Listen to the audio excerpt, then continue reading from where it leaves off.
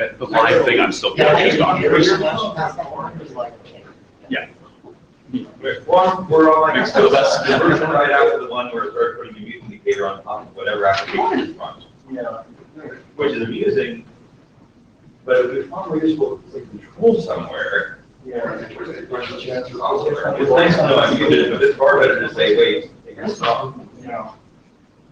Or even better, hold on. But I have the command tab quickly back to video. Yeah.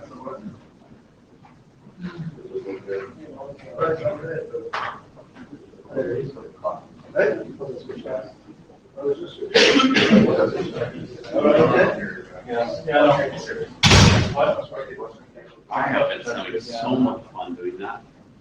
I think it's also we have that. Yeah, our. Oh, yeah. It's actually not only incredibly good.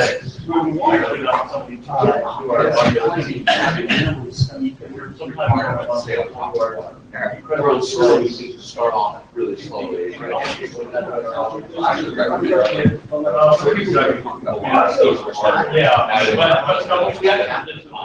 we hired one guy who was like negative. So he's yeah, well,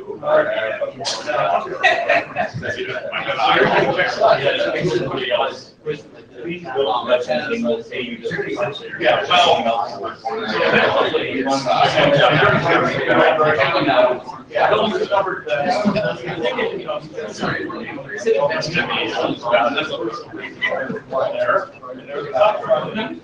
And then eventually, I think somebody Googled it and discovered.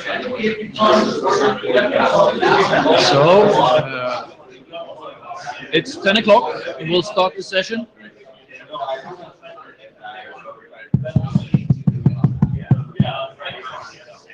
Good morning, everyone.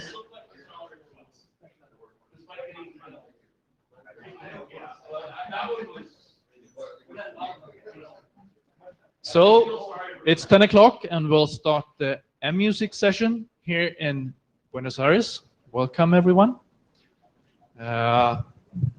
It's myself, Oberman, and Fleming that are the chairs for this session. You have probably seen the note well before. If you haven't, take time to read it through.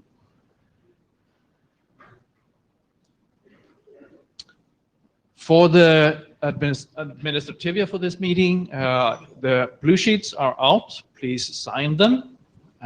We have got help for Jabber Relay. Jonathan and Magnus is note taker. We could use a second note taker. Would anyone volunteer?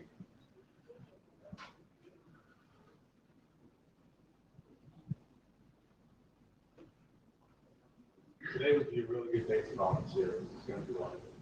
Yeah. Ronnie, could you consider it? Being note taker? Thank you. So when you speak, use the microphone, and we have a nice pink square here that you should try to stay within to be kind to our remote participants. And state your name at the microphone. So the agenda for today is this introduction. We have a presentation on Max exclusive from Christer. He will continue to present on DTLS SDP, and there will be an IANA registry structure for SDP attributes at the end. So are there any comments to the agenda?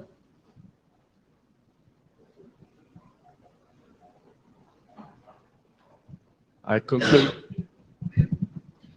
Maybe just one thing so people are aware on the agenda. We unfortunately don't have all the participants that we were hoping to have here today. So it turns out that we have a session conflict with TLS, and we hadn't really considered that we needed to avoid that.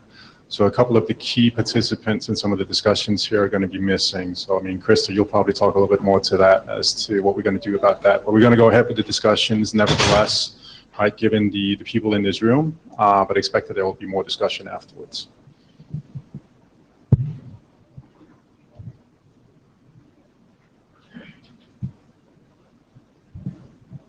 We have made a few updates to the milestones, changed dates for a number of them, and we also have 2 new milestones since last meeting. It's the MUX exclusive and also the RTP payload format constraints are new since last meeting. Although we did discuss that one there. So we haven't published any RFCs since last time, but we do have 3 drafts in the RFC editor queue. And we have also a publication requested yet another draft. So, Magnus, yes. I want to comment the RTSP drafts. The Authors 48 is going a little bit slow, but I hope to be able to get my part done at least in the within the next week or 2 after the meeting. So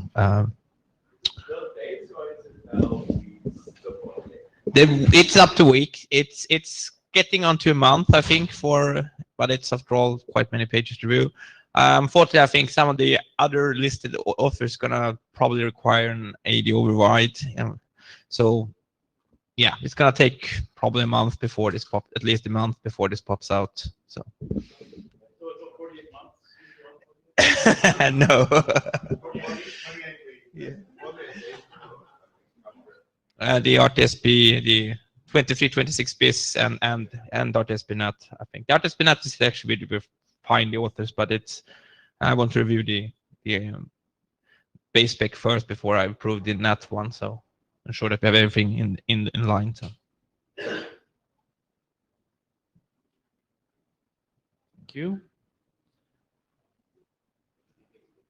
We have 3 drafts that has concluded working group last call, so we can basically say we have working group consensus of those.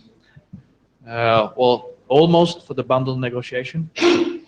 We have yet another draft that is still in the working group last call. It's formally past the deadline, but we still have comments on that one, and we will see an update. The 2 drafts that's probably getting ready for working group last call, the simulcast and the RID drafts are stabilizing. So I guess we'll see working group last call for those pretty soon. And we have, as already said, a new work item in the exclusive support of RTP, RTCP multiplexing. That is also part of the agenda here today. Actually, both that might be also actually formally possible. So it's one. Yeah, that's right.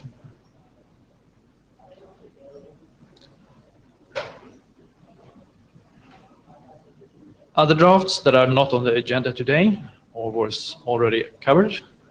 And we had also 1 review since last meeting in the SDP directorate, the draft from XOrblock. So, Krister, I have received some offline comments. I guess I could say it so everyone knows. I've been asked what's holding up SCTP SDP draft, and it's basically the DTLS SDP draft which holds it up. We need to progress that, and then I think we should be able to move SCTP SDP forward.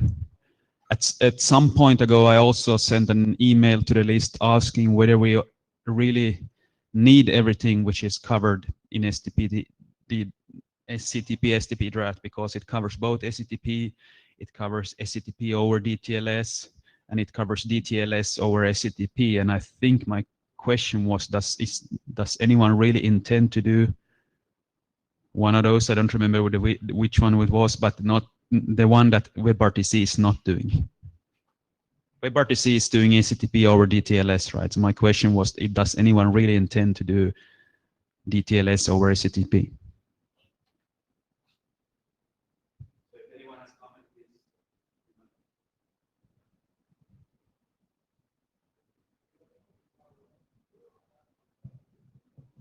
So, unless there are more comments, welcome Krister to the floor to discuss MUX exclusive.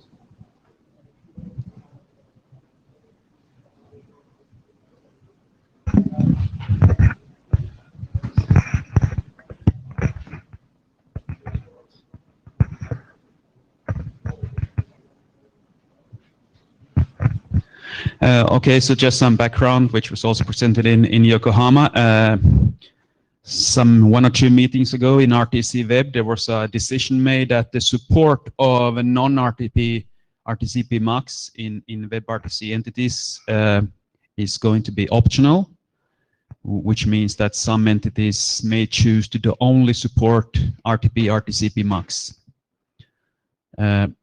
So basically the outcome of that was that we need to have a way to indicate that in the signaling. Because, for example, the current SDP RTCP MUX attribute, if you read the RFC, it actually says that if you include this indicating that you can do MUX, it also means that you're able to do a fallback to non-MUX. So just using this attribute doesn't help, because you need a way to say I can do MUX only and nothing but MUX. So that's basically what started this work. So next slide, please. Now, why do we need to do this? Of course, we have this, like I said earlier, the semantic of the existing attribute says you can do a fallback. But it also is, for example, and one use case is that if you have a WebRTC entities connected to a legacy network, and for example, within that network, you always use non-MUX for one reason or another. Normally, you're going to have a gateway, at least in the short term, you're going to have a gateway in between there.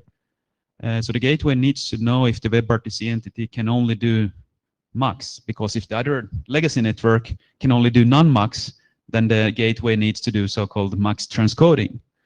But if the gateway knows that the WebRTC entity can fall back to non-MUX, it can choose to either, do the fallback or insert the gateway, but it needs to have the information. Today, for example, in bundle, we do mandate this. It is the decision we made on the list some time ago. In bundle, we do mandate support of RTCP MUX.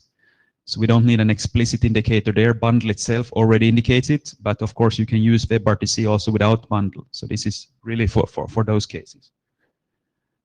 So next slide, please.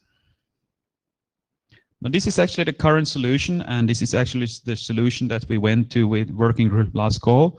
But then there was a comment that no, this is not good. So that's the reason I'm standing here. We defined a new RTCP MUX exclusive. The comments was okay, but of course you always have thing that some endpoints may not support something, and then you're going to end up in trouble. But I mean that's something that can always happen no matter what you do. But also the more important thing was that this is very likely not even going to be implemented by future non-MUX endpoints. So this is not really a long-term solution. So they may still try to use non-MUX. So that's basically the comment that was given, and that we need to come up with something else. We did have some other, and there's been some discussions, and I'm going to present some of those options that have been discussed on the list.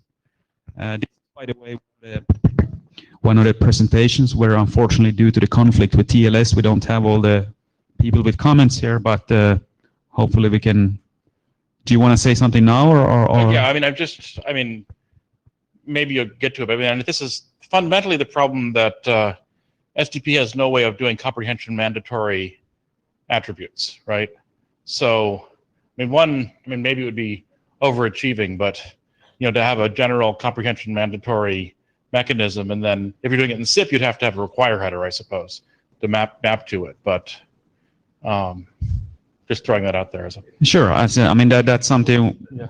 Like I said, no matter, as long as we have an SDP-based solution, it's the same thing with ICE. You don't know if the remote endpoints is going to support ICE or not. Well, that's why SIP has require ICE. Sure, SIP has it, but you don't have it in SDP, right? So, next slide, please. So this is one of the things was discussed. Okay, so and of course this is ICE only. We use the existing RTCP MUX attribute, and we only provide an RTP candidate. We don't provide an RTCP candidate. So this would basically mean that you can only can do MUX. But the issues with this is, of course, first of all, it works only with ICE. For WebRTC, that's of course not a problem because we mandate ICE, and personally, I have no problem if we make a solution that only works with ICE. Of course, if the remote endpoint doesn't support ICE, you have this issue that we just discussed. The other thing is that we would have to assume that the RTCP candidate is not triggered later, because there could be a case where you get this RTP candidate only and think, okay, he can only do MUX, but then you get the RTCP candidate triggered later. I don't know if in reality if that would ever happen. I've also heard some suggestions that in trickle we should mandate RTCP MUX. I don't think we have made a decision on that, but I have heard some people suggesting that. So if we want, so this is the issue with that one. Next slide, please. There was also some suggestion that we could use ICE options for this. I don't really think that this is something for ICE options to do. And I also think, unless I miss something, I think it's a little unclear in the ICE spec. For example, what do you do if you don't support an option? Do you just discard it, or what do you do? Okay, so same problem. Again, this would only work with ICE, and again, I don't think. Okay, so I guess that's solved, but I don't really think it fits the semantics. This is not really an ICE issue as such. Next slide, please. This was one of the original suggestions that I had, that we use the existing RTCP attribute. There's actually been two ways suggested. One is that you put the attribute there and you just put the same address and port as you have for RTP. So you basically have the same, you put the RTP address and port in the RTCP attribute. Or you put a 0 port value there, or a 9 port value, something I believe which is done in Trickle or ICE today. Now, again, you don't know if the remote endpoint supports RTCP attribute, but again, that's the same issue with most other SDP solutions. And also, I think there were some more. I think there were some people who had some more issues, more like, RTCP attribute is broken, we should try to get rid of it instead of define new usages of it. So they didn't really want to use it for something more that we already do. So, and next slide, please. And of course, we could go to RTC Web and suggest that do MUX only. Don't allow non-MUX in the first place. Then we know that whenever you talk to an RTC Web client, you know that client is going to do MUX only. You don't need all you need to know that it's a WebRTC client. And of course, if you're a gateway, you know that, and there may be other ways of knowing it, but it's implicit. It only works with RTC endpoints. I don't think that's a big problem at this point because WebRTC is the only customer of this mechanism at the moment.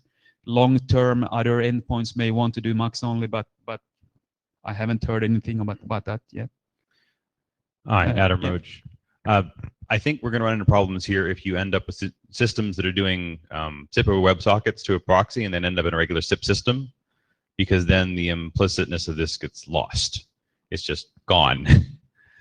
Short term, like I said, you're probably going to have a gateway there anyway, because I don't think a legacy system supports everything you need. So that gateway is going to be a WebRTC endpoint. So that gateway is going to know that it communicates with a WebRTC endpoint. So you can do this, MUX transcoding. Then what does it do on the other end? Oh, go ahead.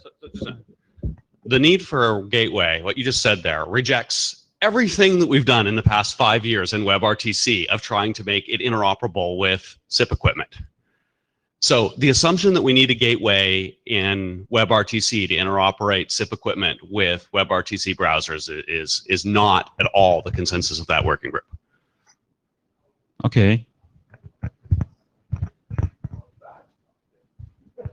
Short version is you can't do that.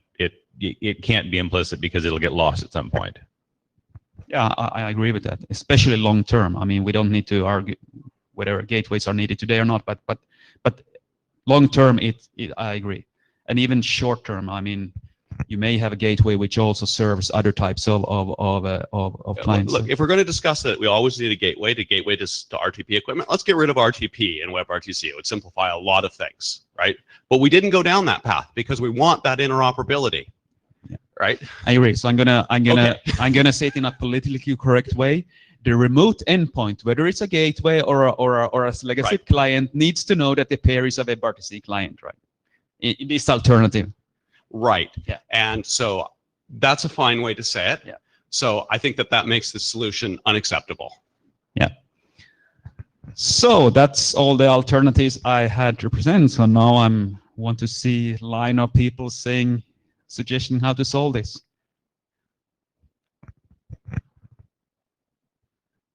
Obviously, this is a decision that we couldn't make here anyway in this group. I mean, this would have to go to RTC Web, but I think based on the initial feedback so far, that's not the way forward. But Peter. Peter Thatcher, Google. So at the beginning, you said that the main use case for this was so that a gateway could know, right? Well, I'd like that was to. your main use I case. don't want to get into that. Let's just call it the remote endpoint. I get something from you, and this would require me to know that you are on WebRTC endpoint. Right. So then it would be implicitly mean that you can only do Max. No matter whether if I'm a gateway. The use case I had with the gateway, because what the gateway needs to do is to do this transcoding between RTP Max and non-Max if the legacy network only supports Max, or even if there are endpoints in the legacy network that may only do non-Max. So that. Yeah. The distinction I was trying to make is between endpoints that can be updated to understand the attribute that you had up on the first alternative and ones that cannot. So if the use cases that we mainly are concerned with are ones where we can update the endpoints to understand the A equals whatever exclusive, then that's a viable alternative, right? If most of the endpoints we care about are ones that can be updated to understand that. Yeah, I mean, they're always, I mean, again, assuming we're using a SDP-based mechanism, no matter what it is, it's an attribute or something, there's always going to be endpoints that don't support the attribute. No matter whether it's this new attribute, it's existing RTCP Max attribute, it's the RTCP attribute, no matter what attribute it is. An endpoint may not understand it, so it's going to try to send RTCP to the RTP port +1. I mean, that there's no way to get around that. In SIP, you can, require header and so on, but just looking at SDP, what this is about, it doesn't work.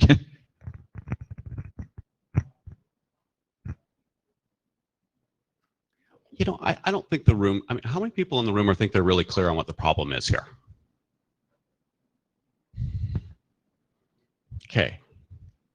One of you three want to come explain it to us?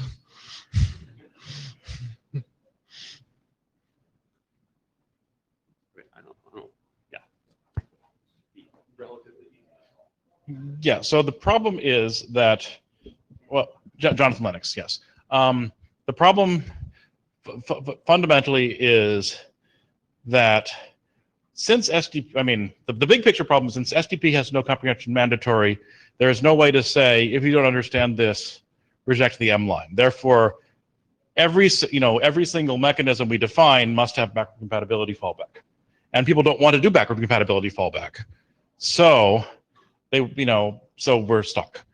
So specifically, if somebody who doesn't understand one of these attributes gets this offer, it will assume, it will parse the attributes it understands and says, okay, RTCP goes to either the A equals RTCP port or to RTP +1. Hopefully there's not too many RTP +1 because those really don't work anywhere on the existing internet. And then that RTP goes into a black hole somewhere. And maybe we could say that RTCP going into a black hole somewhere is not the end of the world, except that you'll trigger all the circuit breakers and everything, which is not a good outcome.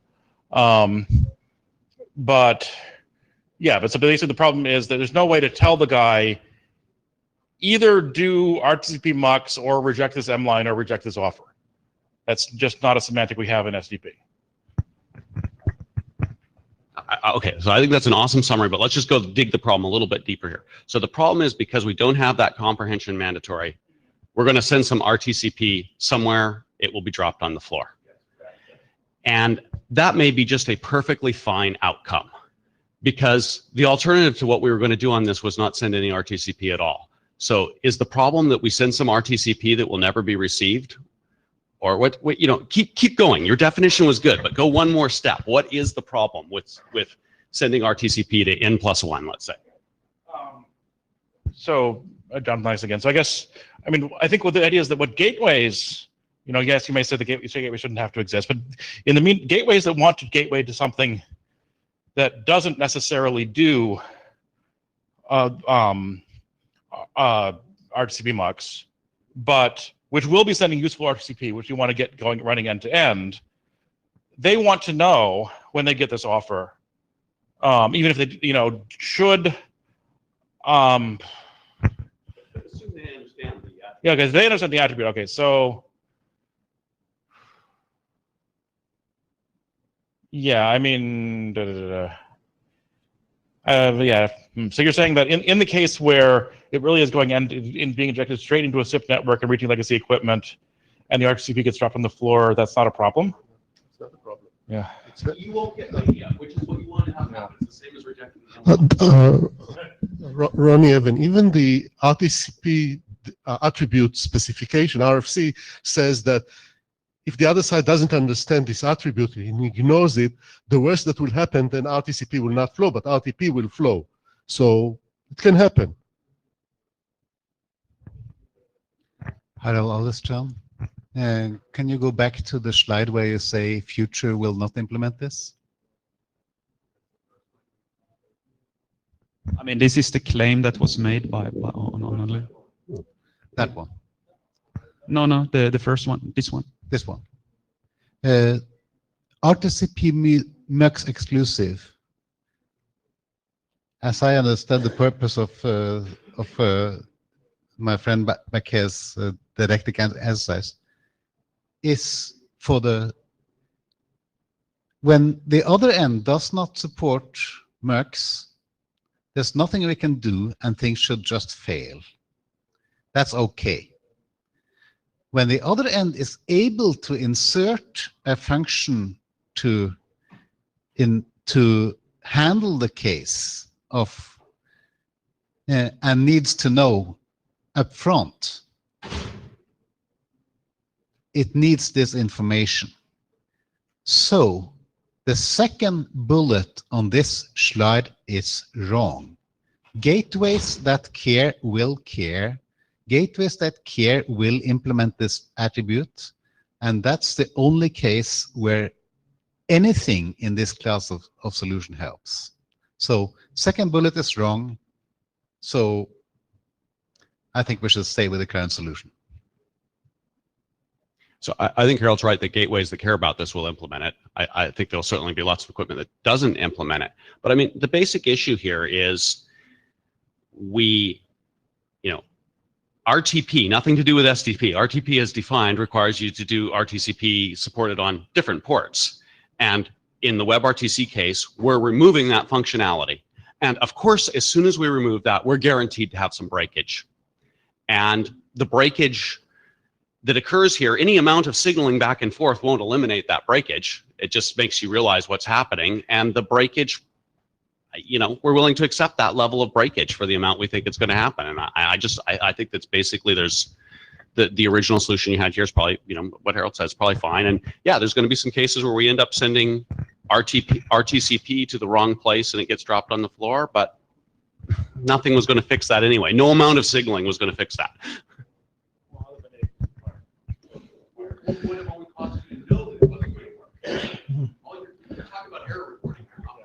Yeah.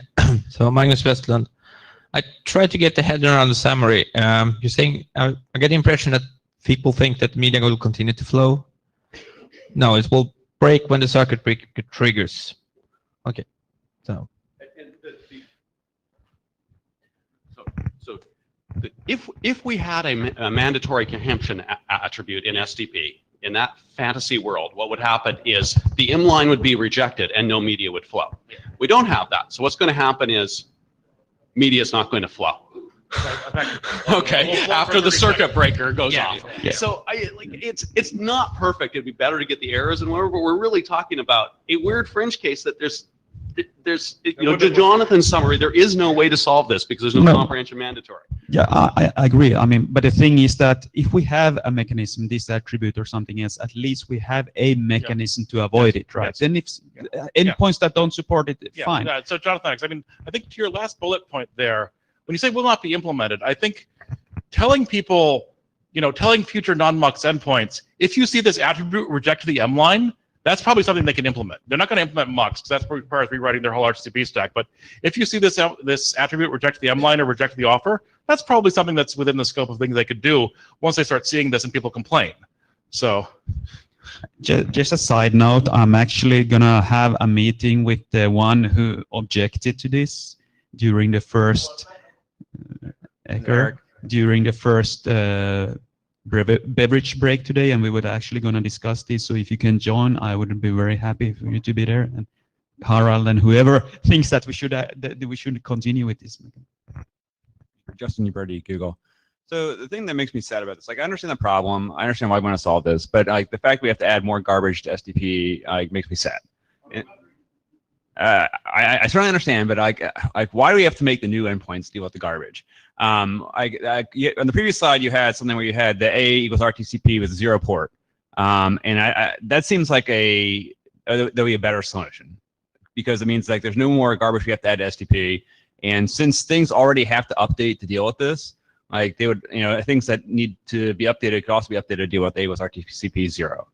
So can you sort of state why we think that solution doesn't get off the ground? Well, I think this was more philosophical, and I think this came mostly from Roman. I don't know if he's on. Yeah, he's actually. So I guess, but yeah. So I think the slide before, or maybe it was a different. Because I think he has this future view that we're not going to use the M and C line at all to provide IP information. We're only going to use candidates, and that's the only thing you need to look at.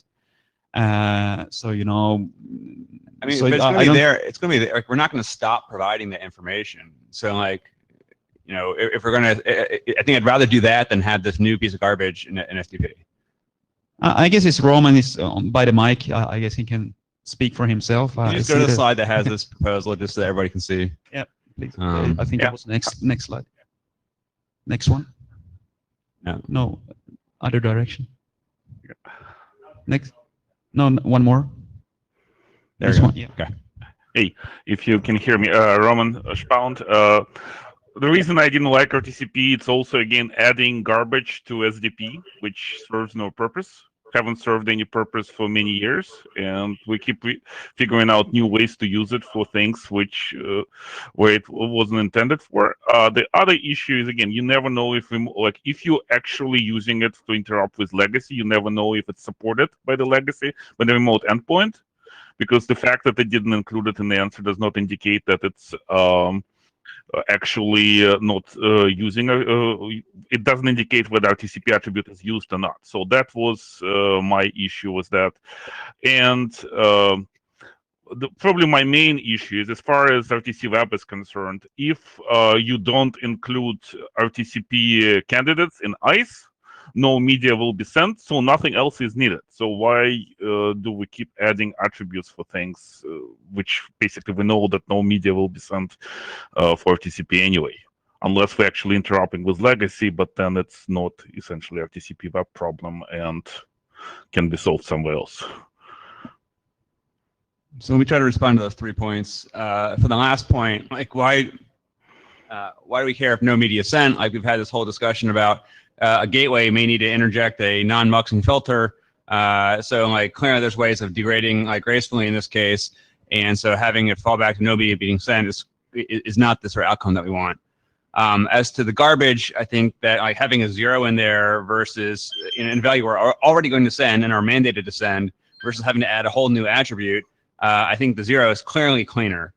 And then to the question about the answer, in the answer case, we always know if this is not going to work, because we're going to not get an A equals RTCP mux attribute back from the answer. So it doesn't matter what the answer puts in for the RTCP port.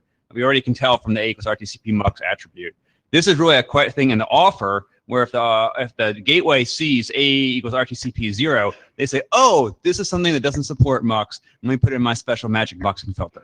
Okay, So I think it's like, all those things work.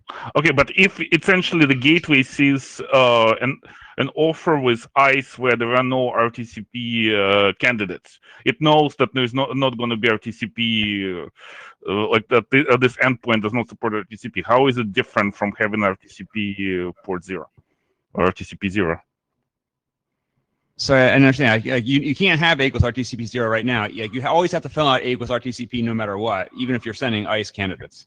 And so using A equals RTCP 0 would be a novel. Actually proposed a change which I think was accepted in the last SDP draft for basically in the last draft for ICE, where you don't have to send the RTCP attribute if there are no RTCP candidates. So that specifically was fixed. So the RTCP mux spec says that you do have to send the RTCP attribute if you regardless, even if you're using ICE in the offer at least.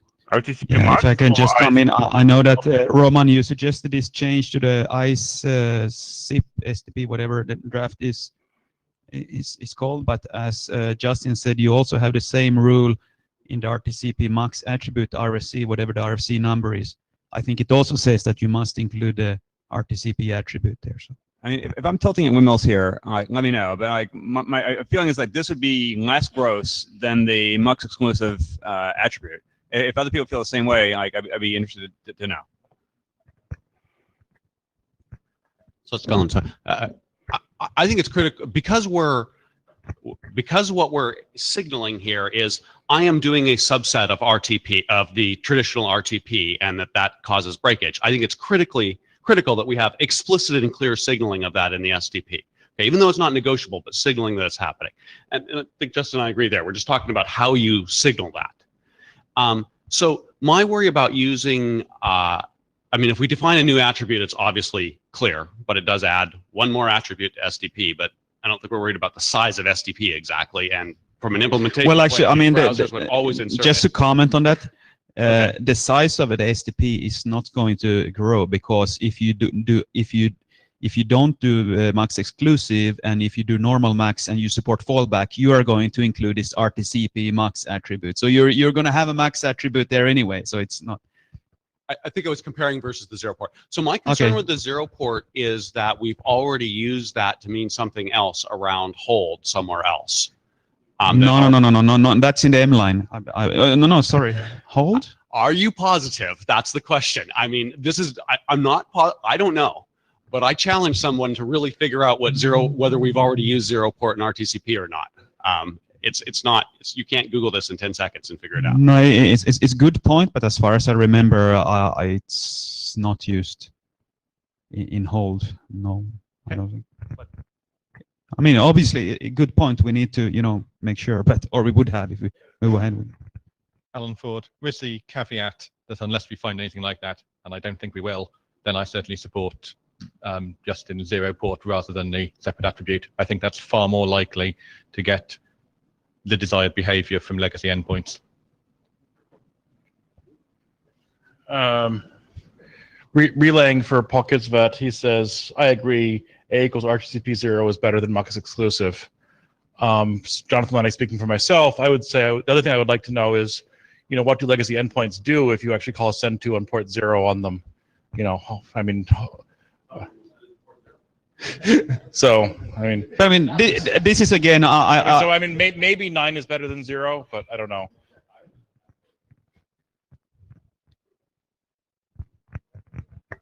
Andy Hilton, Unify. I think I was agreeing with Cullen actually. I think by far the cleanest approach is I'm afraid, the new SDP, the attribute, the MUX exclusive attribute in SDP.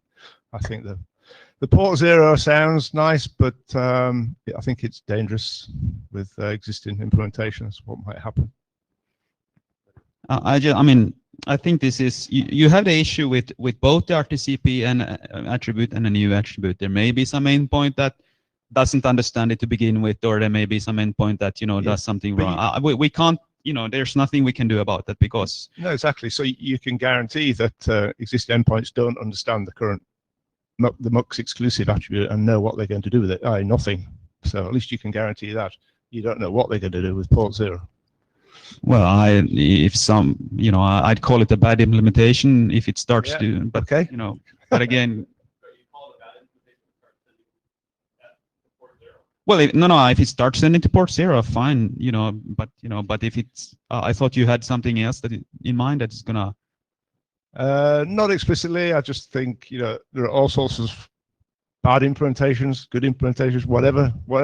I mean, I think these are the kind of, this goes into the category, people see that, okay, my implementation is doing now something that it shouldn't do. So, you'll fix it. I mean, I'm just saying it's quite obvious to me that the cleanest approach is a new attribute. Sure. Yeah. This caveats around that. Just want to make it clear that I have no strong opinion about which of these other solutions we choose. I just wanted to make sure that we don't do the last slide that was implicit. We have to signal this explicitly in order to be useful. Hello, Miguel Paris of Curento. And my point is that WebRTC mandates use the DTLS SRTP, ICE, and so on. So makes sense try to work with legacy system. From my point of view, no. So the best solution from my point of view as media server implementer is the option of mandate Max only and not support non-Max, because it makes no sense from my point of view. And this is the easier way for all implementers like clients, servers, and so on. I think it's the best solution from my point of view.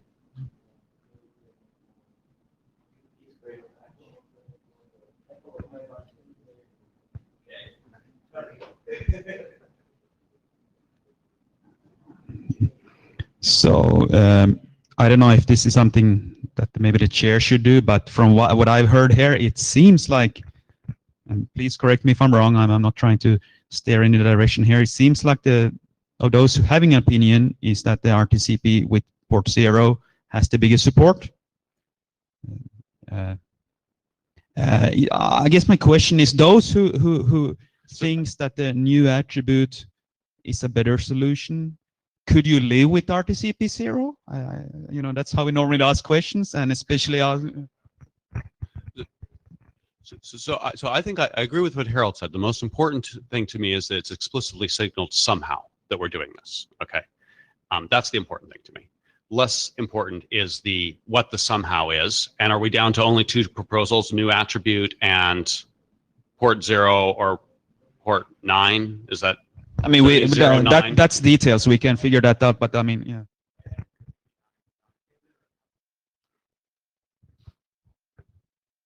I think, yeah, actually 9 is already used for something else. Yeah, Justin, you already Google. So we can't use 9 because 9 is used in the trickle case when no candidates have yet been sent. So in the case where you have an initial offer when you're trickling, usually both RTP and RTCP will be set to 9.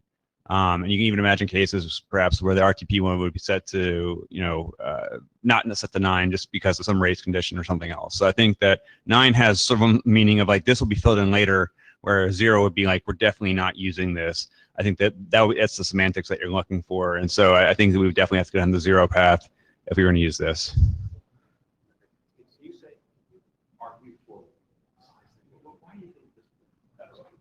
Like we have situations where being able to fit offers and answers in a single packet is important.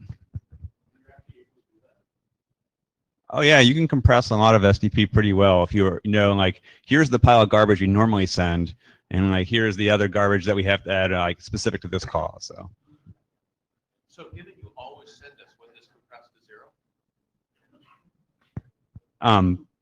in the case with either attribute, you mean? Yeah. I mean, yeah, it just makes it more complicated. It just makes the overall sort of like we're adding more stuff here. We have to go add more code. Like we're already doing this. So from the chair's point of view, as been indicated, there's obviously going to be more discussion afterwards, but we would like to at least, first of all, see if we can get an indication whether people agree or not that the solution should involve some form of explicit signaling or not. So, let's start with that question. So people that are in favor of some form of explicit signaling, please hum now. People that think that we should not have explicit signaling, please hum now. All right, so for the note taker, I think that was pretty clear. Group in favor of some sort of explicit signaling. We could go through and try to narrow down the choices. Do people want to try to do that, or should we have more discussion with the remaining positions? But 2+1 is for explicit signaling on Jabber. Oh, sorry, say that again. 2 for explicit signaling on Jabber. Save the message. Okay, nobody against. Yep. Do we want to try and get some indication as to whether there's a preference towards any particular solution at this point, or should we have more discussion with the people that are not here before that makes any sense? Anybody want to comment on that? I'd like to comment because I'd like to bring that information with me later today when we have this offline discussion. So it would be good to get some sense of the room. All right, so we could either go through all the explicit signaling ones, or we could pick a couple. Certainly RTCP 0, right, seems to have garnered a fair amount of attention. RTCP MUX exclusive, that's the one that's existing today. So I don't know, people have any preference as to what calls they want here? I think you could ask those two, and then you could have a third question, something else, and then whoever wants something else can indicate. Yeah, I'd also suggest having both would you prefer and could you live with as separate calls. Basically, would you prefer this and would you object to this, effectively? You see what I mean?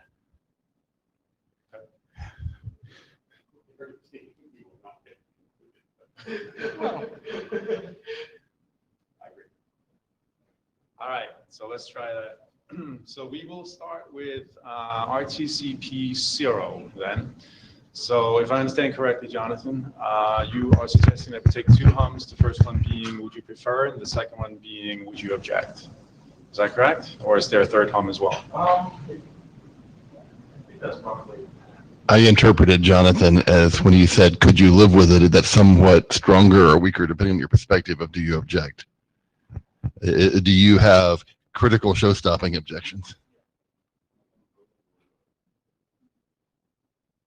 Actually, let me just short circuit this. Does anyone in the room can't live with either one of these? If so, come on up to the mic and say, I can certainly live with either of these. Does anyone else can't live with either of them? If so, let's get the reasons why on the table, because I haven't heard them yet.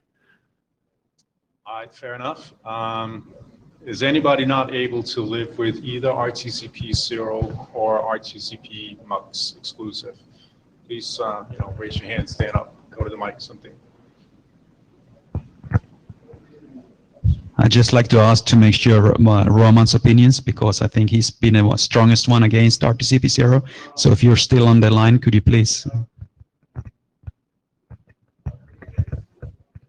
Oh, he's running the queue, but he said in the Jabber room prefers MUX exclusive, but can live with. Okay.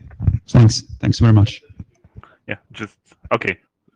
Just to confirm the same thing, I actually prefer RTCP 0 to RTCP address port because there are more things that break with address port, so I can live with port 0. Thank you.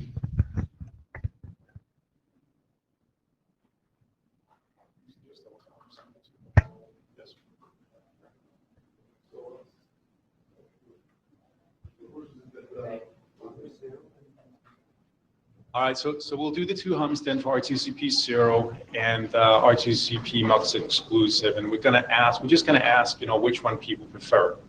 So you can basically prefer one over the other. The first agreement was that people can live with either solution. Yeah. Correct. They're not looking for other solutions. Not yet. We have only said that right now, first of all, we've said that everybody's in agreement that we want to have a signal solution. This is the only way going forward. Right. Right, but we haven't said which one yet. No, I understand. We're not talking about the other options that are. Correct. Correct. Well, I think there was one gentleman here that suggested that mux only, but I don't think there was, obviously, again, that's not something this working group can decide to begin with, but I didn't really hear any support for that, so I think it was. All right, so with that, we'll do another hum. Two choices, the first one being, would you prefer RTCP 0? The second one being, would you prefer RTCP MUX exclusive? So all those that would prefer RTCP 0, please hum now. All those that would prefer RTCP MUX exclusive, please hum now.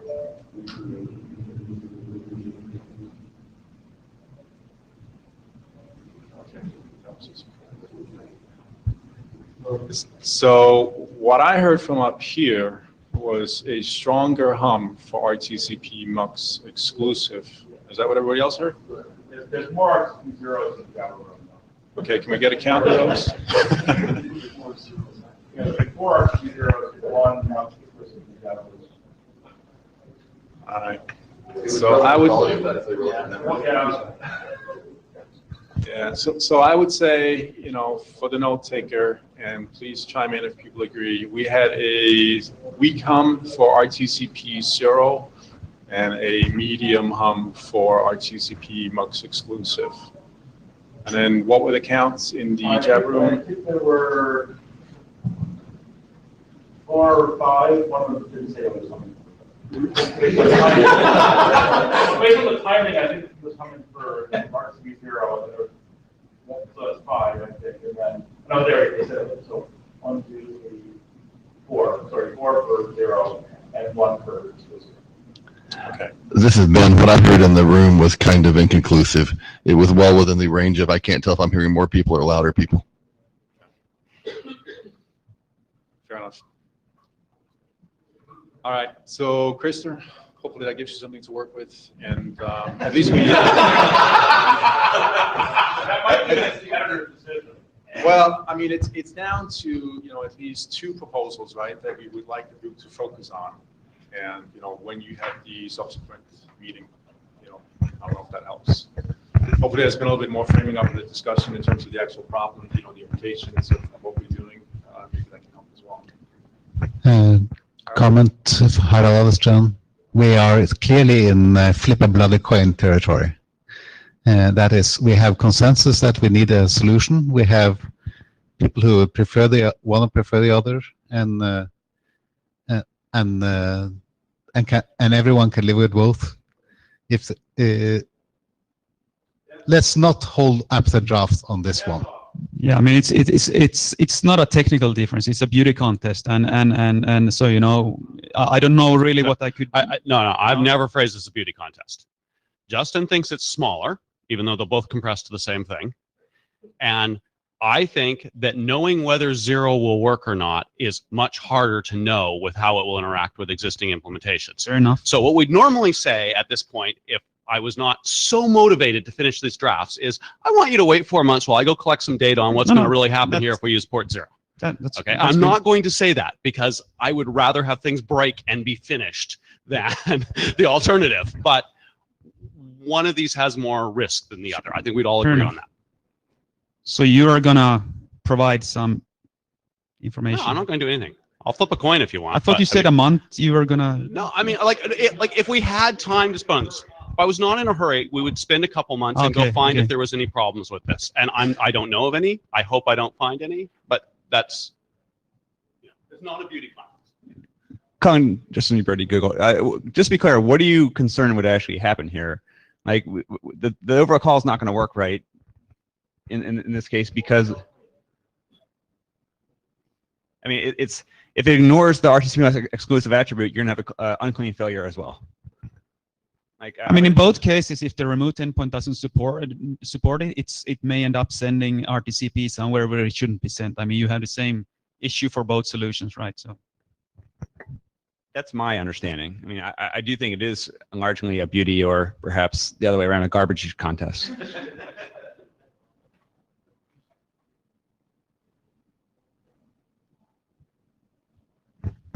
All right. I mean, I still think we need to have the discussion with the, participants that are not here before, we can move forward. But I hear that there's, it's not a clear consensus and it's not clear how we're going to break that, but I would like those other people to chime in and then we'll take it from there. And just to let you know, this draft is referenced by both RTC Web RTP usage and by bundles. So if you want to get those done, we need to get this done. So Krista, can I ask you to report back to the group by the end of this week as to what you guys discussed? Sure, yeah. Thank you.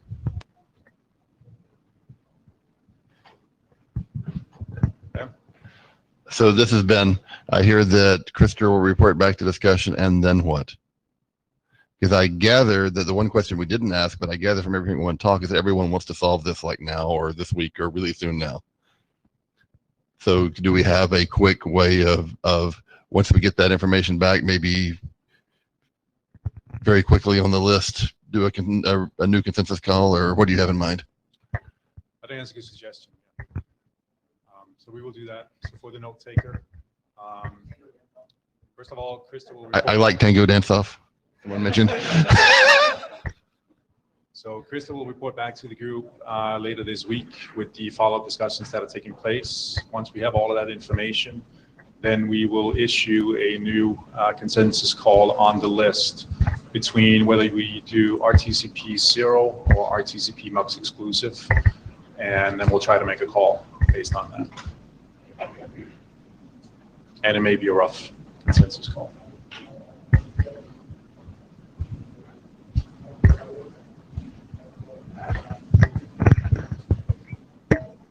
All right, Krista, you're up again.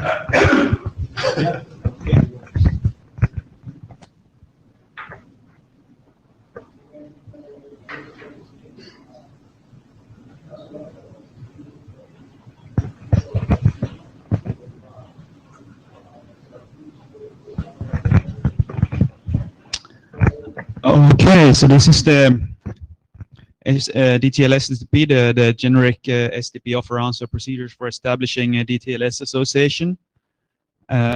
Again, from people who unfortunately can't be here today, we got some comments that suggesting that we should change the mechanism a little bit in order to work better for WebRTC. I'll come back to that, but basically what this is all about, again, defining the generic SDP offer answer procedure for DTLs, whether it's going to be for DTLS, SRTP, or something else. Instead of having, offer answer procedures, you need specific usage. And also clarify when an SDP offer answer transaction triggers a new DTL association, or whether you're going to use the existing one. And for example, I mean, this is nothing new itself. And for example, we removed a generic requirement, which is currently in 5763, that the transport change would always mandate a new DTL association because there were some use cases giving that you don't always need to do that. And we define a new attribute, and this it's actually the attribute and the semantics of this that changes. Then I have something here in blue, and this is actually also new for this meeting. Clarify the usage of multiple fingerprints. This is something which was brought up by Martin Thompson, saying that it should be possible to include multiple fingerprints for a given M-line. So I'll come back to that, why he wants that and so on. And actually, and also that's something which is actually clarified in a separate draft. That's actually an update to 4572. Because it also applies to TLS. So I'll come back to that, but that's what the blue color means. That's actually something which will be presented here, but it's a separate draft. So next slide, please. So basically what we had previously, we had this DTLS connection attribute, which was more or less the same as the existing connection attribute that we have for TLS or TCP. You can define, for TLS, you can have new, existing, and so on and so on. But then there was a comment, I think it was from Ecker or from Justin, saying that in WebRTC you have this case where you can get multiple answers to a single offer. And in this case, I'm not talking about forking. I'm talking about one answer replacing another answer. I think it's called per answer or something, preliminary answer. And then, of course, if you get both of those, for example, having DTLS connection new, it would be a little ambiguous because, you know, you got new and then you get new again. What does that mean? So basically the suggestion was that instead of using these words, we would have an attribute which actually gives an ID, which reference and DTLS association is just a value, which is a reference. It's separate. You have different values per direction. And you can use this value, reference value, to request a new DTLS association just by giving a new value. That would actually be basically mean the same thing as sending DTLS connection new. In cases, for example, because normally if you change the fingerprint or if you change DTLS roles, that requires a new DTLS association. But there were cases where you don't change the DTLS roles and you don't change the fingerprints, but you still want to create a new DTLS association. So this is what this is used for. So next slide, please. So this is basically something we had, again, these are when a new DTLS association must be established. Again, if the DTLS role changed. And I think here it's important to point out that you don't know whether the DTLS association is going to change sometimes after the offer answer transaction is complete. For example, if you send a new offer with act pass, you don't know whether the association is going to be established because the answer may reply with the currently used value. If he's passive, he may send passive, and then nothing's going to happen. But then if you, for example, change the fingerprints in the offer, that is an indication that, you know, now we're going to need a new DTLS association. Or if you change this DTLS association ID, you may use the same one in the offer because you're not the one who wants to change, but the answer, for whatever reason, wants to create a new association, so he changes the value in the answer. And that's the reason why we have per direction these values, because, yeah. John Lennox, given that we now have the multiple fingerprints thing, is it if any fingerprint changes, or the fingerprint of the selected one changes, or all the fingerprints? No, I'll come back to that, but it's basically the set of fingerprints. Okay, You so have a if set of... any fingerprint in the set changes. Yeah, so if you remove one or change one or add one, it's a change of the set. I'm not sure that's right, because there's some of the multiple fingerprints use cases are cases where you don't necessarily know which certificate you're going to use on the initial offer answer, particularly the case where you might have multiple, you have to see which public key format. Can we come back to that? Okay, Because sure. I have slides on that later. Okay, sure. So next slide, please. So this is just, again, old stuff. Where you have a situation which may require an initialization. For example, if you change the local transport parameters or if you change the ICE UFRAG value. But again, and these are cases where, again, as I said earlier, they may not require the change to the DTLS role, and they may not require new fingerprints. So you need other mechanism to indicate that, hey, we need to reestablish a DTLS association. So you use this attribute. That's in the same way as you used the previous one. So next one, please. Yeah, so this is, I think I already said this. This is just explaining the new attribute, reference to DTLS association. And I think this is something which came up, that if you have non-maxed RTP and RTCP, obviously they are going to be on different DTLS associations. But this is actually referencing both of them. I mean, anything which is associated with these M lines, you know, one or two DTLS association, just make that clear. I mean, we can't handle it separately today anyway, because whatever setup attributes or any attributes you have, fingerprint attributes, they always apply to both. So next slide, please. Okay, so this is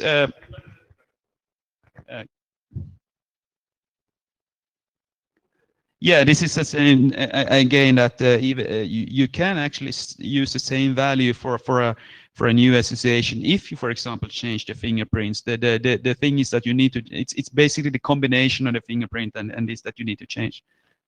So next slide, please.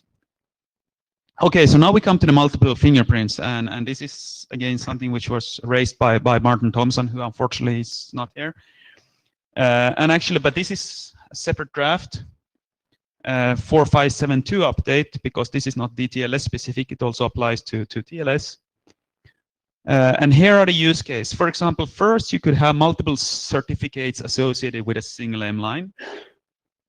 For example, you could have separate certificates for RTP and RTCP in the case of non-MUX. Or you could have multiple fingerprints for a single certificate. For example, you use different hash functions. You use, for example, someone that you know that everyone is supporting at this moment. You may use a better one that is incrementally going to be implemented, but you can't use only that one at this point because, you know, all the networks aren't going to be updated overnight. And then we say that the certificate must match with at least one of the fingerprints.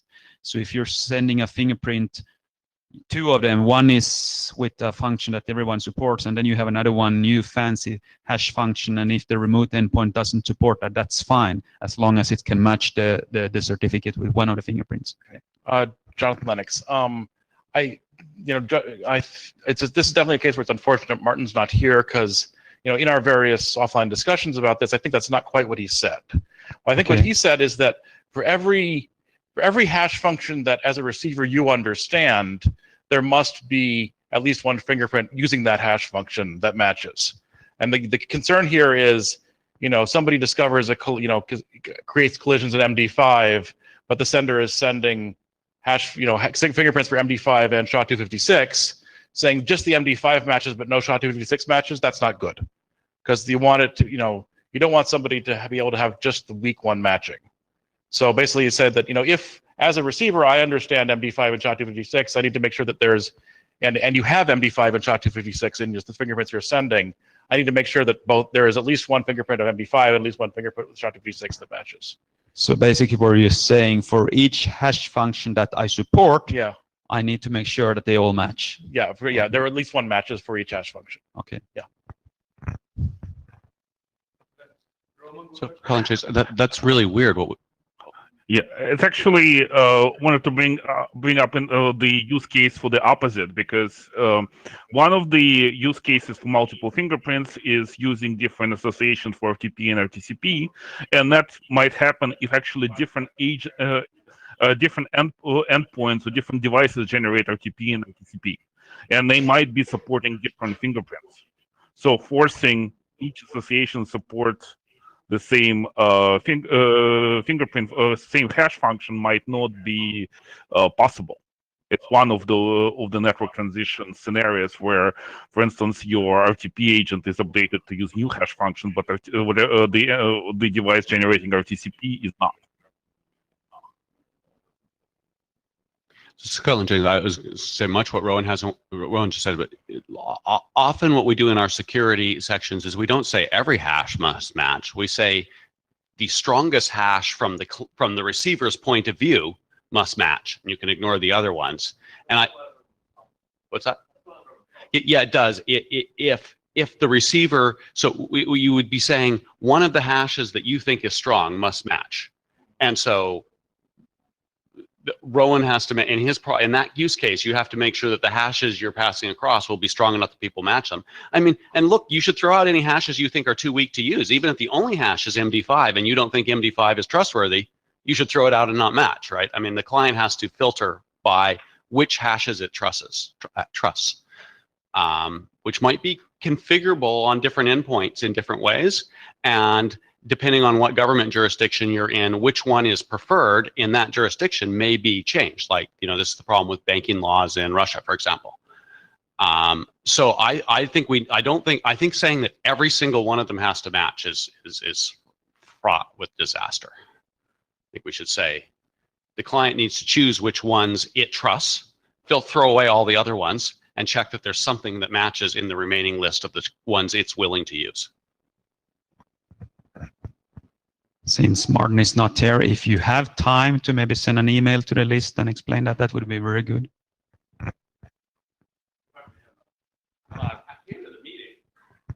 Sorry? I know.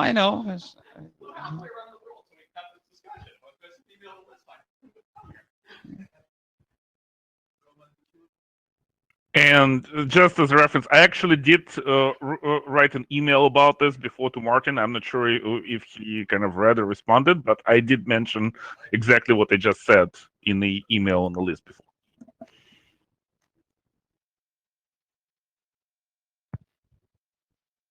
Okay, Christian Gross. With the use case, I'm wondering if we have a potential future use case interaction with PERC. There might be multiple fingerprints used in a signaling solution there, perhaps. So,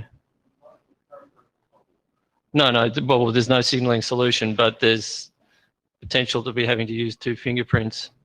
So,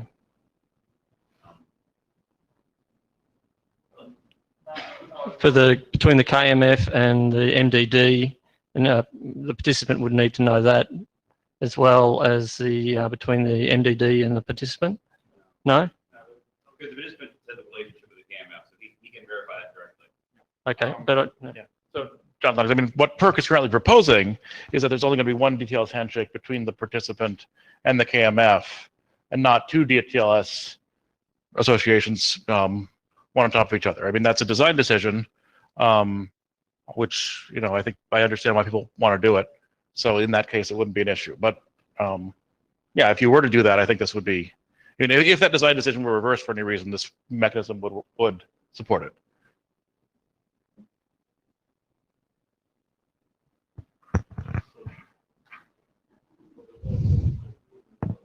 I mean, also, this is, I haven't heard any objection to clarifying the usage of multiple fingerprints. So I guess one of the questions was, do we want to, is this something we should work on? Because I don't think it's really covered by the DTLS SDP work. So that's obviously we need to ask then whether this draft should be used and based and so on. And I'll try to grab Cullen and Martin here at the meeting. We have to have crypto agility, which means we have to support multiple fingerprints. All of us assumed the old draft already said it. We were just wrong, right? I mean, yeah, clearly we need to do this work. We're just talking about the minute details of it. So let's do a hum. If we would adopt this work. I don't know if, yeah. Yeah. So we ask the group to hum whether or not we should do the work, and the second hum if we adopt this draft as a starting point. So the first hum, please hum now if you think that the working group should do this.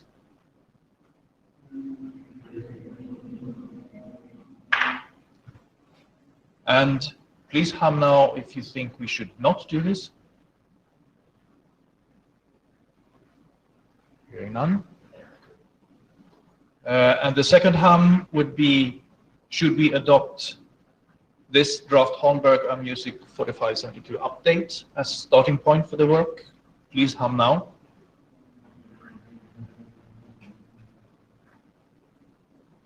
And the last hum, if you do not support adopting this draft, please hum now.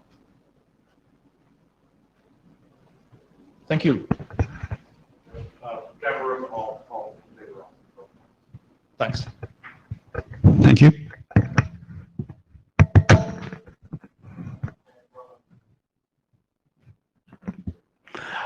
Just wanted to bring up one editorial point. It's actually would be much easier to read and comprehend those drafts if DTLS SDP and 4572 update would be a single draft, but it might not be, it might not fit the schedule. It just, each of those drafts are updating kind of similar things, and spreading it across multiple documents just makes it much harder to read.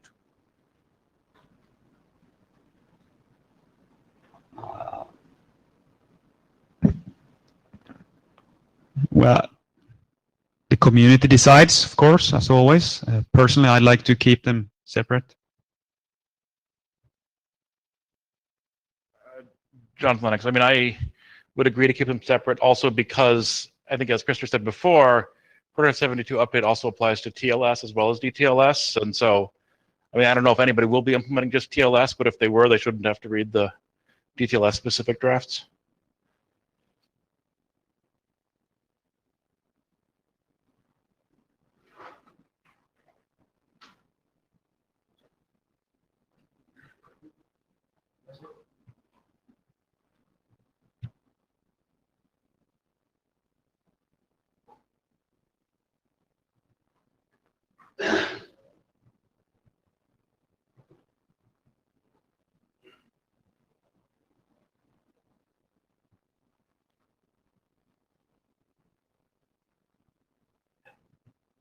we have the last presentation, the IANA SDP attributes.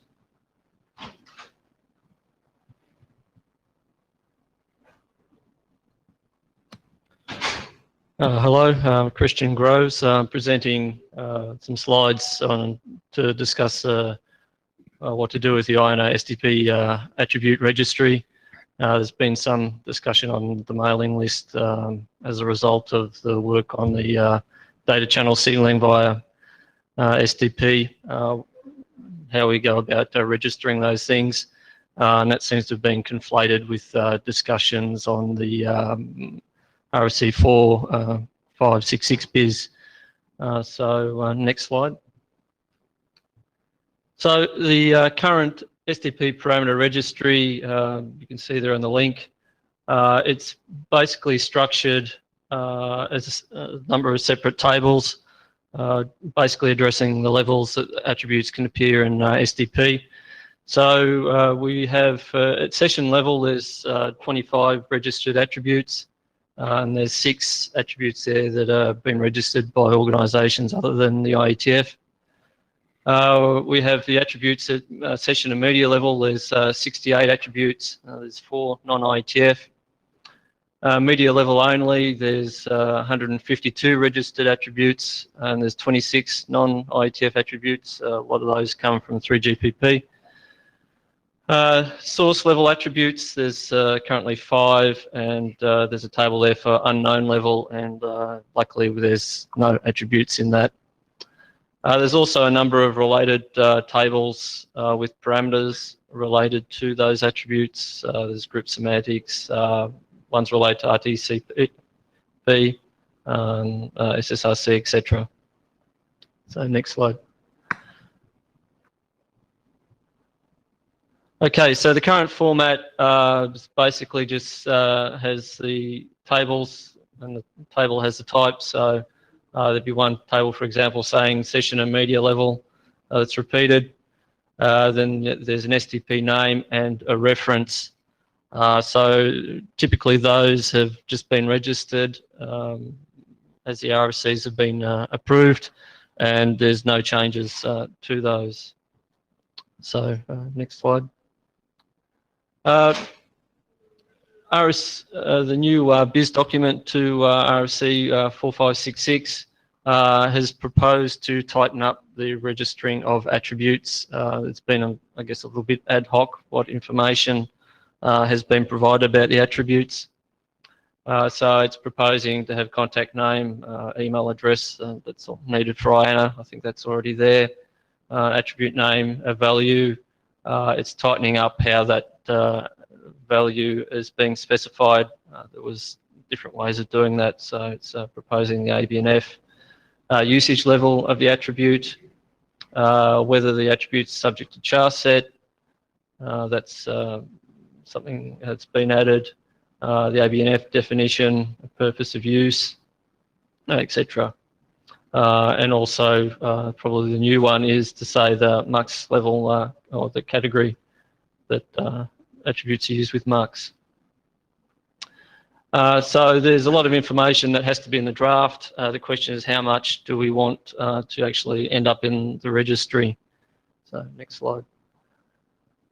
There were prior discussions to updating the registry some time ago, but they seem to have sort of been lost with new work. So the proposed format is to just have a single table, not with the different levels, but to base that on the attribute name to facilitate lookup with the levels, either being session, media, source. So you would, if it's session and media, you include both of those, and a reference to the draft that defines that. Okay, next slide. Okay, so some of the discussions we've been having is about how much information do we want to include into the table. Currently, I guess you could categorize the registry as being a place where you just register an attribute to maintain its uniqueness, to make sure that nobody else uses that name. The question is, how much more information do we want to put in the registry? I know Paul has Paul Kizavet, who unfortunately couldn't be here. He's more of the opinion that we should be putting information there to make it easy for implementers to basically, after looking at SDP, be able to find the attribute name, come to the registry, and find out more detailed information about the purpose and use of the attribute, which documents define it, which documents update it, etc. So, so I guess there hasn't sort of been any clear view on that. So next slide. Okay, so if we consider how much information we want to put in the registry, we come to the second issue that we only at the moment we only put new attributes in the registry. So, for example, the A equals setup and the A equal connection attributes were registered because of RFC 4145. However, there's a number of RFCs and drafts that are using that, and I guess you could say that they're actually updating the usage and semantics of those attributes. So you can see there, you've got RFC 4572 and TCP TLS, the drafts that we're doing on DTLS and SCTP and SDP.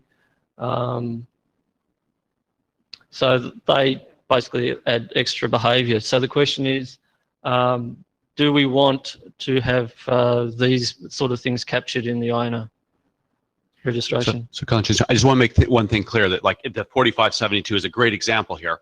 If you go to the 4572, like if you went, let's say you went to the IANA registry and found 4145 today, then you went to the RFC for 4145, it is listed as being updated by 4572.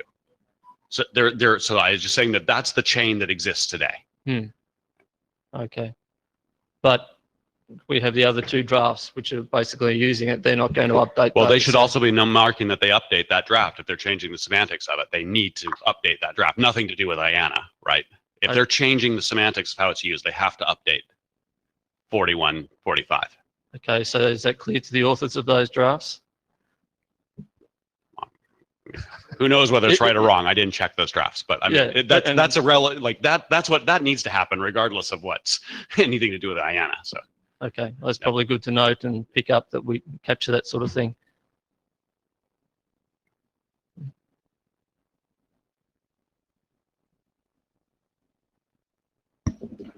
Fleming Andreas, just going back to issue 1, if we can put that slide back up again. I mean, it's somewhat of a personal preference, you can argue, of course, right? I mean, I think it is a little bit more than just unique names, and I think it actually already is today, right? Because as you pointed out, we have in the registry right now indications as to whether an attribute is actually specified for the session level, the media level, or both, right? So right there, right, there's already some structure that goes above and beyond the registration of the name itself. And the question becomes, all right, so where do you draw the line? I mean, to me, there's definitely a difference between defining an attribute that is, you know, quote unquote, a plain, you know, vanilla attribute, right, versus a source-specific attribute, right, versus, you know, some MUX information. So I think finding a way of reflecting that in the IANA structure, because I think it actually helps people that haven't necessarily followed this group, you know, through the past, you know, 15, 20 years and can remember everything that's been going on. I think that's worthwhile, but it is a personal preference, right? Okay, so I guess with drawing the line, so for example, we've added now the for the registration to say that what the MUX level is, or how it relates to MUX. Would you see that wanting to be reflected in the table, or it's sufficient to capture that in the draft? I think it would be desirable that the IANA registry was actually pointing out whether there were any, you know, MUX considerations or not. Okay, so that would be sort of expanded on what is proposed. Yeah, I mean, I think there were a number of different proposals out there. Something a little bit more elaborate than I think the current proposal that you showed before, I think would be useful. But again, it's a personal preference thing more than anything, right? Hey, this is Paul. Can you hear me? Yes. Yeah. Okay. Yeah, I mean, I think this is this is the start of the slippery slope. You know, I mean, this is kind of where I started. I started where, well, we distinguished between source level and, I mean, session level and media level. And then when source level came along, you know, the IANA registry, you know, reflected source level as well. And so when we got the DCSA one, I thought, well, DCSA is kind of like source. So if we're going to do one, we should do that one too. Now, at the end of the day, you could in principle put everything that's in like the second slide, wherever it was, the one that had the whole list of stuff. We could put all that stuff in the registry. But that seems like overkill. Yeah, all that, you know, in principle. Now, when I look at it, let's say when I look at the IANA registries in general, it seems like there's a major distinction between two kinds of use. You know, one is when you're registering something that references a stable document, you know, and in that case, you can say, well, if it references a stable document, it doesn't really need to repeat anything that's in that stable, that you require to be in that stable document. If you have first come, first served registries that don't reference a document, you know, like port number assignments or something like that, then the registry has to have all the information that you expect everybody to be able to find. So I think here we are requiring reference to a stable document. So in principle, we don't need anything more. So in principle, we could get by with 2 columns, you know, just the name and a document reference. As long as once you reference the document, you know you've referenced directly or indirectly all the documents that you need to reference to find that. So Cullen's thing about, well, updates, as long as that chain is there, everything is okay. And I think you can make a case for that. But it does start to get to be a pain, and it at least requires us to make sure that we've got rules in place so that it's all traceable. But, you know, after that, I think it becomes a matter of taste. If we want to say, well, we want more in there to make it more convenient to people, well, it's a beauty contest, I guess, as to how much stuff we put in. Yeah, I guess that's where I'm coming from. I sort of see the more simple case of the table with 2 columns, the attribute and the references that reference that in the actual document. Make sure that we have all the information needed for IANA buried there. So people just look up the attribute, see the relevant draft, and then or RFC, and then pick up the information they need. Because it's a question of how much from this list do we actually want to have at IANA. So it just seems like we'd be duplicating a lot of information. Fleming, Andreas, yeah, I mean, I don't know that I can say anything new. You know, again, I think it's a personal preference more than anything. We have session media level today, right? Should we get rid of that distinction? I don't think so. I mean, I think we're, enhancing it by saying that there is now source-specific usage as well, and there's MUX, and I think it would be helpful to reflect it in the registry. But yeah, you can argue either way. So. I guess we could look at a hybrid thing to say that we stick with what we have. So anything to do with the level, we keep in the IANA registry, and then all the other associated information you go and pick up from the references. Certainly possible too, yeah. Yeah. So. Colin, I'm not arguing this one way or the other, but I was looking. It looks like the levels got created originally because people thought you'd be able to have the same name meaning completely different things at the same level. So they were thought of as different registries. That would have clearly been insane. We've never done that, luckily. And I think we could collapse those to one registry now. But I think that's why they were that way. But knowing that, you guys, I mean, has anyone talked to Michelle Cotton or IANA in general about what IANA's view is of what IANA should, I mean, we've just run like 10 million person hours of work on what IANA is. So yeah. They might have an opinion. Yeah, good thing. I guess we can ask them. I know from other work that I've done with them, other registries, they're pretty much just they do whatever you want, basically. So pretty accommodating. So. Ronnie Evan, I think that the major question here with all this information is about what is the purpose of the registry in the first place? Because, like Callum said, there's the update on which document updates, but that doesn't help you with finding all these things that are there. And the registry is there, and when you create something some attribute that or some parameter that can be extended, you're always requested to create some registry in order to allow it to be registered, so you can follow all the information from there. So it should. So the question is, if this is the purpose of the registry, is to provide information where you can look for all the different attributes or the different parameters that are associated with this specific parameter, then it makes sense to have more information about it in that case, to help you with that before going into the document.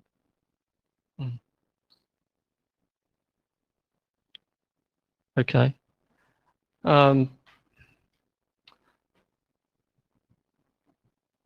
So in terms of a proposal to move forward, would people be amenable if we basically maintain the level information in the registry, obviously collapse it to one table, and in terms of the references, that rather than just having it related to a single new registration, that any SDP related document that uses the attribute, we put a reference in the references table, so it would end up with multiple references potentially per attribute. Would that be something? You'd like to take a hum on that? Can take a hum, yes, I guess. If that's One comment I wanted to make is, if we're going to keep the source level in the registry, then I think we have to treat DCSA as a new source, a new level, kind of akin to source. Not the same. I was going to come to that. Yeah, I've got another slide on that, so I thought okay, just try and get the principle and then go to figure out how we handle a DCSA. Okay, you want to do DCSA first? Okay, yeah, if you want. Yeah. Yep. Okay, so now to the culprit that's really started the discussion is the draft on the data channel on SDP negotiation. That effectively introduces a new level into SDP because it allows a DCSA attribute per data channel effectively. So obviously data channel allows multiple protocols to be used over a single M line. So the question is that should the data channel DCSA attribute effectively be a new SDP level? And the second question is, should this basically be related to a particular protocol? The background to that is that currently, in addition to the drafts for the SDP negotiation, there's a specific draft for MSRP, there's one for T140, there's for BFCP, and they have specific usages of attributes. So when those drafts become RFCs, they potentially could be added to the registry. So you would have DCSA, for example, accept types would be the attribute, then the level would be a DCSA, and that would be particular to the use of data channel for MSRP. So the question is, do we want to include the protocol along with the registration as well, or should we just leave it at DCSA registry, DCSA level, and include multiple references?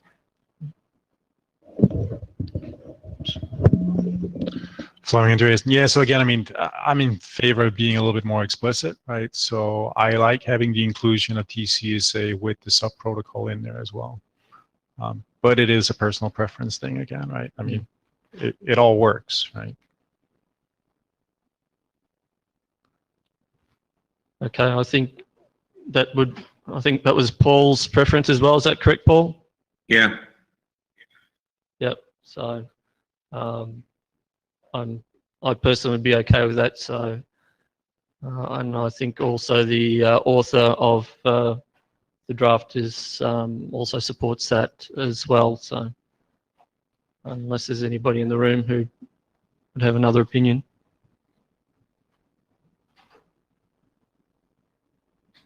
No. Okay, so it sounds like that we do include a level for the DCSA and include the protocol along with the registration that's using the attributes. I think that's the last slide, yeah. So coming back to that hum, should we, or is it? So what kind of hums would you like? Would we take it in steps such that you need to know from the room that you want to collapse it to a single table, or is that clear from the context? We can go for big hum and We could also do something else. I mean, we can Yeah. ask how many people truly care about this in this room. yeah. I'm surprised there's any microphone. I expected crickets at the back. I was going to leave, go to some other meeting. I mean, I don't think you should do, I mean, I think you have to make a big principle decision, which is this the minimal thing that is purely a reference for the identifier, or is this more information, right? And once you have to choose on that general path. And it sounds like, I mean, it seems really an IETF level decision about what IANA registries are more than this working group, but I care less. I don't think it's much work. I don't think this will improve the quality of implementations on the web, regardless of which way you choose to go on this. So I don't care. But, sure, I'm sort of with Fleming. It's vaguely convenient to be able to find these things. Having done that SDP MUX draft with Suhas, I will guarantee you that it takes a lot of time to troll through all the drafts and find what you want to know. It's an argument for putting all the information in a big convenient table somewhere.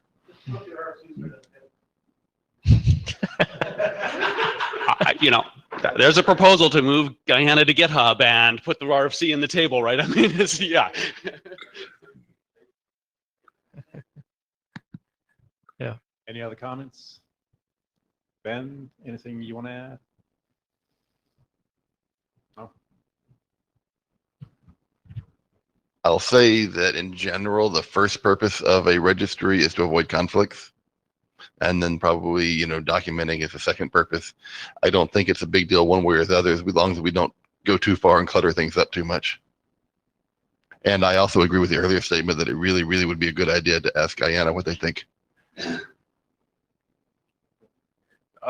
John Lex, I mean, it is clearly the case that there will never, I mean, other than my off-mic proposal to put the entire RFC into the table, there will never be enough information in the table to actually implement these things. So I kind of feel like as long as you have the reference, the reference and sufficient information that to avoid, to ensure uniqueness is really all you need. Because you're going to need the reference for doing anything real with it regardless.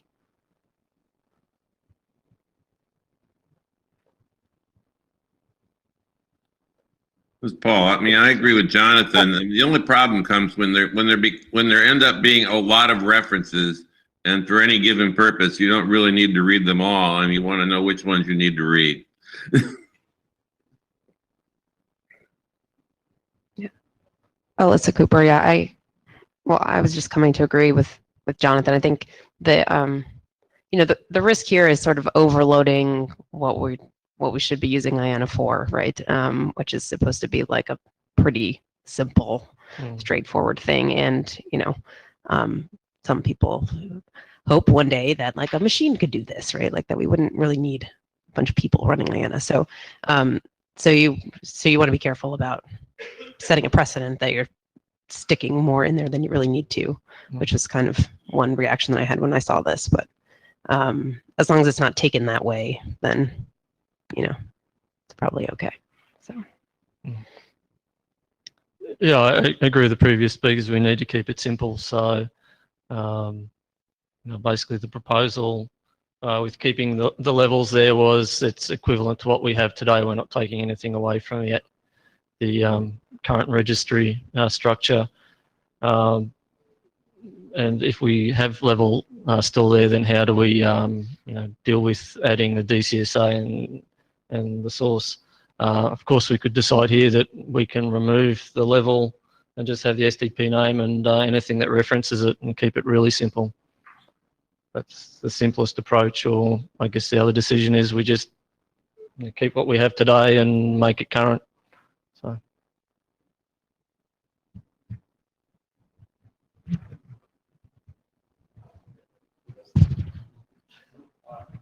So I will make my comment, I think, as a chair, but I like the proposal as well of getting IANA to, inject their view into this as well.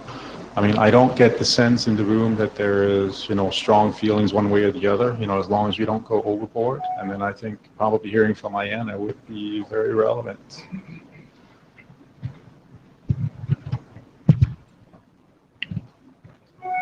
I second that and suggest that is what we do. So we get the comment from IANA and we can take conclusion to the list then maybe.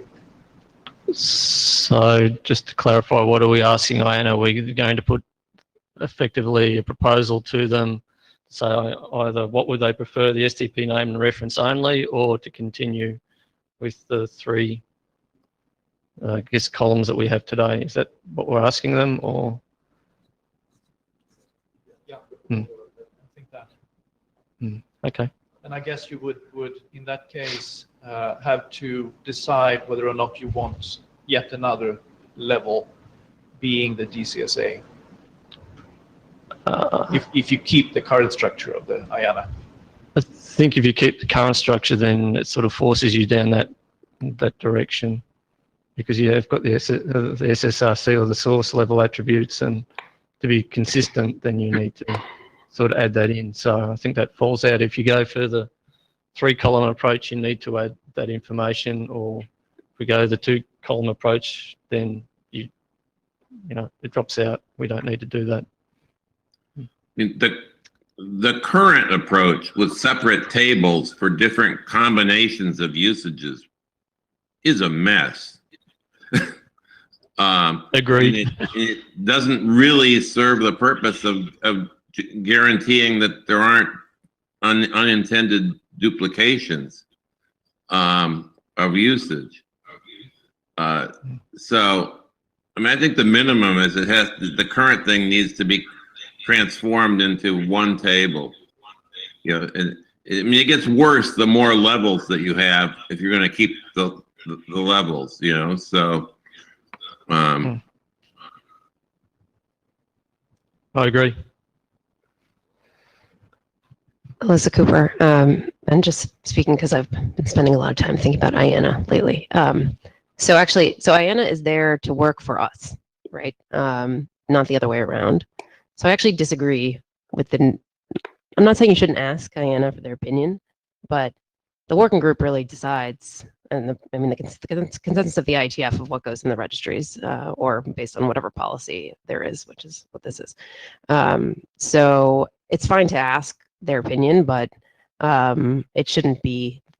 I don't think it shouldn't be the determining factor. So if people feel like they need the structure of the registries to be different in order to serve the needs of the people who are implementing the set of protocols, then that's the decision, right? And we should definitely make the registries work for the implementation community, but that's what it's for, right? So as long as we stay within the boundaries of static tables that people access in the way that we all understand them, we're not really asking IANA to take on some responsibility that it doesn't already have or what have you. So it really should not be up to them. They're in our service, not the other way around. Sorry, Alyssa, just clarification. So I think you also said that you were concerned about setting a precedent with what we were doing here. So who decides, what is the input to determining whether we are setting an undesirable precedent if we are expanding on the registry structure? I thought that's what we were going to get IANA's input on. Well, that's like an IETF consensus question as well, right? like, how do we go because we decide the policies of what goes in, and like we decide what the registries are for. They don't decide any of that. They're like a service provider for us. Yeah. Okay. I'm not again, like I'm not saying don't ask for their opinion. I'm just saying like they don't actually decide these things about the structure. We decide, and then we tell them what to do, and then they do it. Okay. So how do you suggest that we approach that question? Because you seem to indicate some concern that we might be heading down a path of overloading. So who do we ask whether we're doing that or not? Where do we get that input? Is that you or? Well, I have my opinion, right? That's just my opinion, but this is sort of the job of the working group, is to come to some consensus about what we think is right and take it out to the broad IETF community and see what they think. And then, it's the same here. If it's a draft, it will go through the whole IETF process, right? And you will get comment from everyone, and everyone will look at this and say, does this seem to align with what we have done in the past and what we think we should be doing going forward? And if it gets IETF consensus, then great. So that's just my opinion about these things. But all of the whole IANA registration policies are also just based on IETF consensus, right? We came up with those.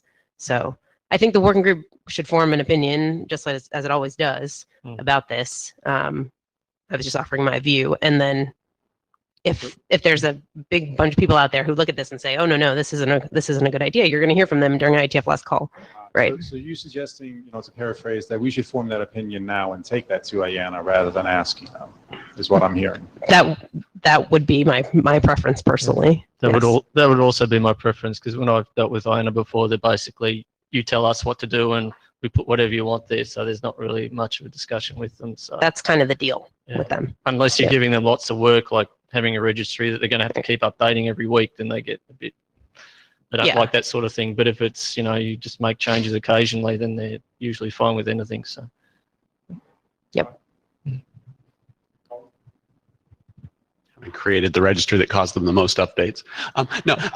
So look, there's a couple of clear things I heard in the room today, and maybe people disagree with, but I heard that it sounded like everyone thought DSCA as another level seemed like a good idea, really concrete. It sounded like everyone thought collapsing not having separate registries, but having one registry for this table seemed like a really good idea. The thing that's confusing is how much extra information we provide, right? Beyond the sort of minimal registrations that we have today. MUX attributes being example fresh on my mind. And I think that's the question that is, people are way more vague on of how much information we put in there. And that was what I was suggesting might be interesting to ask if IANA had any feedback from other people who had done that or experiences around that level of information. I certainly wasn't suggesting that we should, delegate if we try and delegate the decision to them, they'll just throw up their hand and say, you have to decide, not us anyway, right? But on the adding that, on collapsing into one table, it's obvious. But on the how many more things we put in this table, how many more columns we add, I think that's where it gets a little bit vague. I guess on that one, there's no concrete proposal to add any extra columns. So obviously there's what we had on slide number 3. I think Fleming, as an individual, totally proposed adding more columns. That's how I heard it. And if he didn't, I am. Speaking as an individual, I did. Okay. I'm happy with what's shown here as well. I think that works fine too. This is Ben again. I wanted to clarify my previous comment about suggesting talking to IANA because it fits with what Alyssa said. IANA is not going to tell you what goes in there. That's for the working group and the IETF to decide. IANA may be able to tell you helpful things about how to format it and how the mechanical type stuff based on what makes registrations easier, what makes reading the things easier. But the actual information is for the working group and the IETF to decide. And as an individual, I would say use the rule of keeping it simple as much as keeping it simple, but no simpler than possible. And don't replicate a lot of things that the references already say, because as someone said earlier, you're never going to get enough information here to implement them. So yeah, I agree. But I don't have a specific opinion of what actual extra things need to go in. All right, so first relaying for Roman Spout, he says, I would prefer a single label with no levels. Simplest solution is best. Speaking for myself, I'd say either that or what we have on the slide in the principle of don't lose information, but no more than that. I don't want any additional columns because, as I said, it's not sufficient. So why make more work for the tables and clutter them up?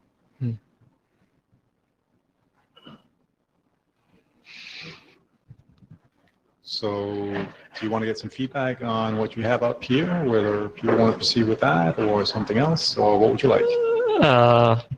Well, I guess there's three proposals. There's to have the two-column approach based on that, keeping it as simple as possible. There's a three-column approach, basically to maintain information that's already there today, and obviously with the addition of DCSA because that's a level. And then the third option is to add extra information. That's a bit washy. Some people have said that they wanted some, but as I said, I haven't seen a concrete proposal to have that. So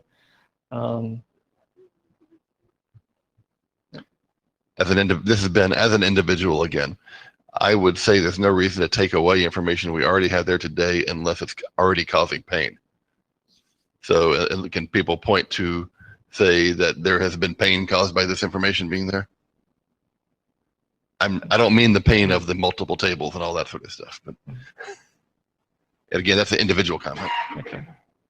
So I guess you could ask then, is there anybody who can't live with the three-level approach?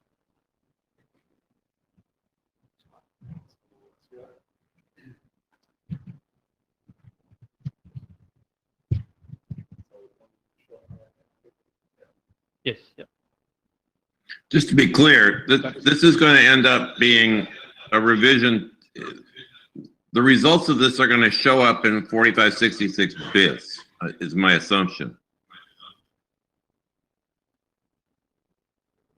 Yes, that seems to be a natural place for it. So. Yeah, in the IANA consideration section there somewhere.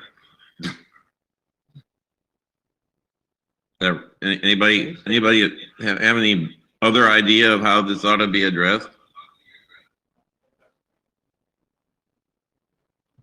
So could we take a single hum then to take the three-level approach or not? Just a clarifying question along with Paul's clarifying question. Would you expect the biz draft to contain the full set of registrations that exist? That doesn't really seem to make sense to me, but we're asking IANA to reformat things that exist.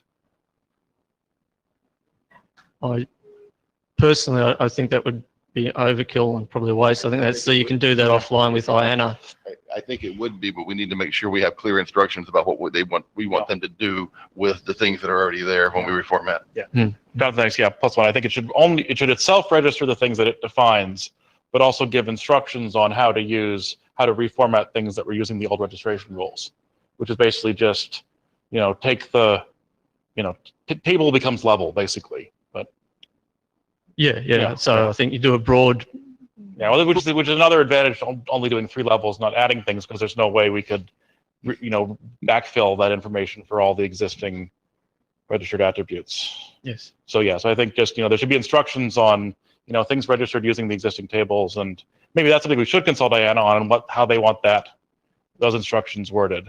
Yeah, I think that's a good point. Yeah, do that because you could just very much simplify it. Say this is a new format that's been used, and then work offline with them to do that actual manipulation. I know I've done that with other registries where the format changed, so it's just a case of working offline with them as a designated expert in that area. So I also see the SDP Directorate coming into it to review any changes.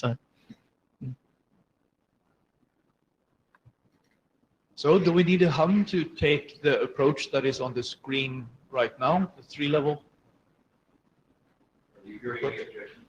I'm not hearing any objections, so it sounds like consensus. Fine. If you take a look on the list, I think Keith Drage is questioning it.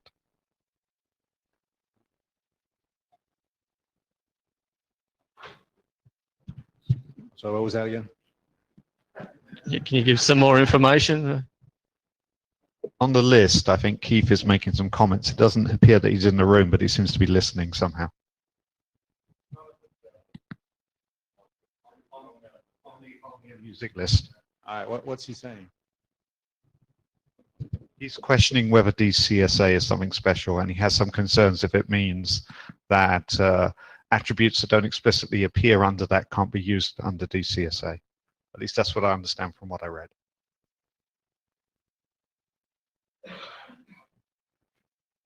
This has been, as usual, a room consensus is a room consensus, and anything like this would need to be confirmed on the list anyway.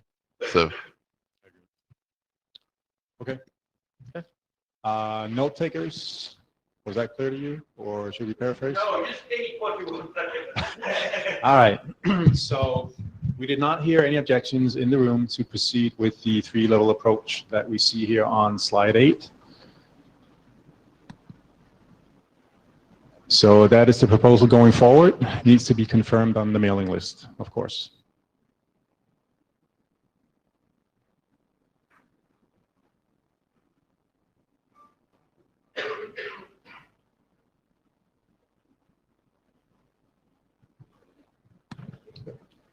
Okay, thank you. Thanks, Paul. And that concludes the session for today. So thank you all. Please sign the blue sheets if you didn't do so.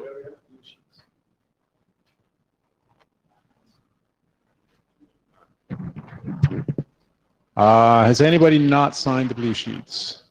Okay, where are the blue sheets?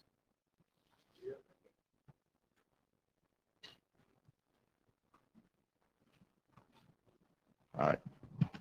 All right, thank you guys.